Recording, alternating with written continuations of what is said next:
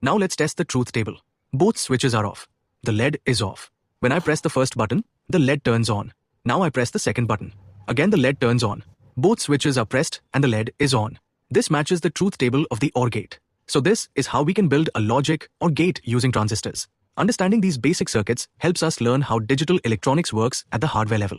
If you're interested in learning electronics and embedded systems through practical projects, check out more tutorials on Edcret. Thank you for watching.